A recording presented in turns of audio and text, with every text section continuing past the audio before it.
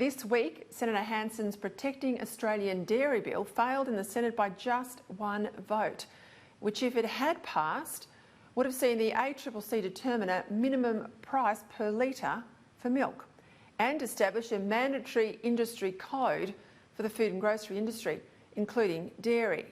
Now, I'm a supporter of a floor price for milk so that what a farmer is paid, at the very least, meets the cost of production. That's me. Where's the Australian public here? I know people are doing it tough. Are they prepared to pay a bit more for their milk and dairy? Do they support a minimum per litre price for milk? Well, let's see. And Northern Australian correspondent Matt Cunningham joins me now to take us through what you've had to say. Now, it's an interesting question, isn't it? We all say we support the farmers, but when you're standing picking up your fruit and veg or your meat out of the deli or, you know, in this case, milk out of the fridge, are you prepared to put your money where your mouth is? And I'm not surprised at what you found. Well, Peter, I'm not particularly surprised either because I believe that most Australians are pretty decent people. Now, when we went out on the streets, we asked people whether they would support paying a bit more for their milk if it supported Australian dairy farmers. And I don't think anyone will be too surprised to hear that most people said that they would. At the moment, we're wondering if people would pay more money for their milk if they knew that it was helping out our dairy farmers. Absolutely. To help out. Milk is ridiculously cheap anyway, so I would pay more for sure. Yeah, I mean, to be honest, I don't buy a lot of milk. It's just a little bit in my coffee, so there's not really any difference. Like our farmers, we've got quite a problem. You know, there's a lot of Australian farmers. It's quite difficult at the moment, and so I think it's really important. I certainly see no reason why the public shouldn't pay more, especially a decent gate price for the milk farmers, as long as the money goes to the farmers, as Senator Hanson has said. Because at the moment, the extra money that's gone on to milk is going to the supermarkets. Because they need all the help they can get. You know, the way the land is at the moment, it's awful for them. So yes, definitely, I would definitely pay more. Oh, I don't actually drink milk. I have no idea. I think the market dictates what people pay. There needs to be some sort of code. So at the end of the day, you know, the dairy industry, the farmers need to be making a good income.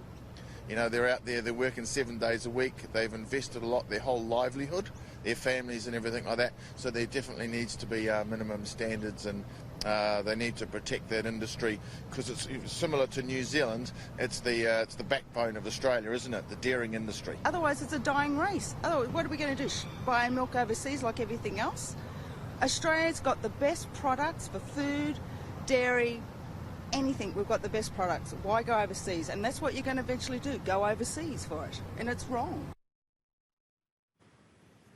Yeah, it's interesting. It mirrors comments on my Facebook page, and I'll put some up on the screen now because Patricia wrote today, we should do more to protect the dairy farmers. She said the price needs to be regulated at the farmer level, and then the middleman puts his margin on, and then the retailer.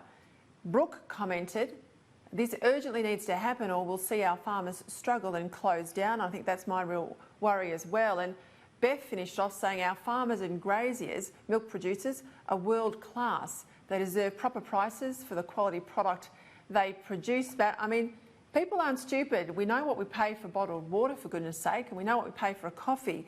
It doesn't seem right that milk can be less, a whole litre of milk can be less either of those items. No, that's 100% right, and I think that just about every Australian would be happy to pay more for their milk at the supermarket. Of course, we've seen Coles and Woolies engage in this sort of milk war over the past few years where you can now get milk for about $1 a litre. That does have some impact, but if for 1 second I put on my hat as the son of a dairy farmer, Peter, there are also other issues at play here that are making life really tough for our dairy farmers, and primarily you've got to look at the increased cost of doing business these days, and in particular the cost of water. Now, if you look at dairy farmers along the Murray-Darling and in the Goulburn Valley, they're paying 140% more for their water this year than they were 12 months ago. So the price of milk actually at the moment I think is about $7 a kilogram for milk solids. That's pretty good. That's a couple of dollars a kilogram more than it was perhaps 2 or 3 years ago. But that cost of water is really what's pushing pushing them to the wall. In fact, we're seeing dairy farmers from those areas actually try and move south into South Gippsland or around that Warrnambool area to try and get more favourable conditions. Of course, the problem with that is the land down there in southern parts of Victoria is quite expensive, while up in the Murray-Darling region, where they're having to pay so much for their water, you know, they're not really able to get a good sale price for their farm. So it's a really difficult issue, but I think when we talk about that, we can't discount how much of an impact the cost of water is having for our farmers. Massive impact, Matt. I didn't know your background in the dairy farming industry. My sister, as I've told people when I work with Alan Jones, has a dairy farm down in Victoria. Now, water is not so much an issue for her. They've got really high rainfall. But I think what people don't understand is you need a significant dairy industry per state, because milk has a relatively short shelf life. You can't, you know, suddenly close down all the farms in Australia, have them run out of areas with rainfall like Victoria, and think you can truck your milk right around a country as big as ours. And I worry, Matt, you know, when dairy farmers leave the land, when they've had enough of this, when they are going backwards at a rate of knots, when they're not even meeting the cost of production, who's going to want to do this job? Because, you know, my brother-in-law and his wife, my sister, they get up at 3:30 in the morning to milk the first milk. They milk again at the end of the day. They don't get other chances of holidays. They've got to be able to pay staff to fill in if they want to take a day off. I mean, it is one of those farming operations, unlike none other, where you are really tied to the property, isn't it?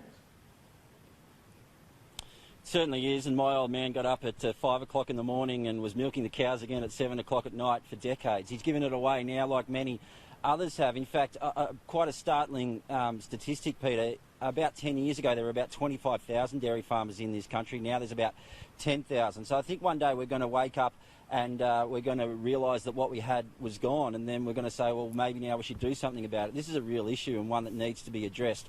I think, though, that the primary concern at the moment needs to be that water issue and what the government's going to do about that.